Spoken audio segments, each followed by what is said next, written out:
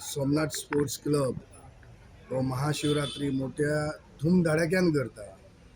वाड्यावयलो प्रत्येक घरातलो प्रत्येक भुरगो ह्या प्रत्येक फूल जे 3 दिसाचे कार्यक्रम असतात ते 3 दिसाच्या कार्यक्रमात प्रत्येक स्वतःहून नोकरेक असलेलो लीव मारता, धंद्याक असलेलो आपल्या धंद्यात ॲडजस्टमेंट करून सहभागी जाता. आणि पहिल्या दिसा महाशिवरात्रेक लघुद्र जाता. नंतर दुसऱ्या दिसा महाप्रसाद असता, जो सत्यनारायण पूजा आणि महाप्रसाद. आणि महाप्रसादाक ना म्हटले तरी आज 2-2.5 हजार लोक जेवून हे महाप्रसादाचो लाभ घेतात. त्याच्यानंतर आज पहिल्या दिसा रांगोळी स्पर्धा थेयतले.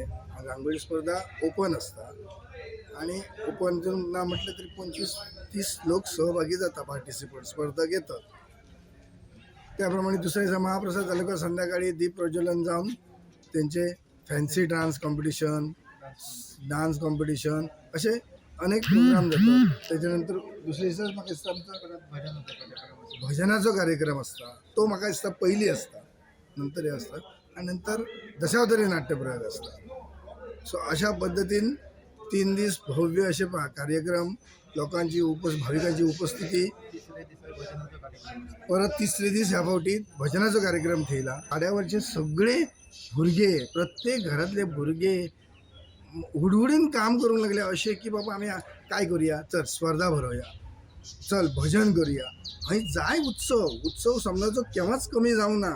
उत्सव जाय पण पहिल्या दिसा जाय. फुडले 3 दीस हो महाप्रसाद हो नवीन कार्यक्रम त्यांच्यानी हातीन घेतला, वाड्यावयल्या लोकांनी हातीन घेतला. भाविकांची गर्दी वाढली अशी दिसताना तुमका? भाविकांची गर्दी दुसऱ्या दिसा पहिल्या दिसा असतात वाढलीच, दुप्पट वाढली. पण महाप्रसादाच्या दुसऱ्या दिस तिप्पट वाटतं. कारण लोकांक महाप्रसाद प्लस लोकांक जे स्पर्धा जाय, लोकांच्या आज भुरग्यांक काहीतरी मोटिवेशन जाय, काहीतरी स्टेज जाय, ती स्टेज सोमनाथ स्पोर्ट्स क्लबान उपलब्ध करून दिली. पेडणे देवस्थान कमिटी असं अध्यक्षाच्या परवानगीनुसारच आम्ही त्यांच्या सौजन्यान म्हणून वांगडा करतात. प्रत्येकाने आजपर्यंत ना हायसल्या भाटकारान, ह्या देवळच्या भाटकाराच्या एरियेन त्या भाटकारान शब्द घातलेलो धरून द्यायला, त्याचप्रमाणे अध्यक्षाने धरून द्यायला. अध्यक्ष बदललेल्या अध्यक्षान ह्या देवस्थानाक सहकार्य केलं.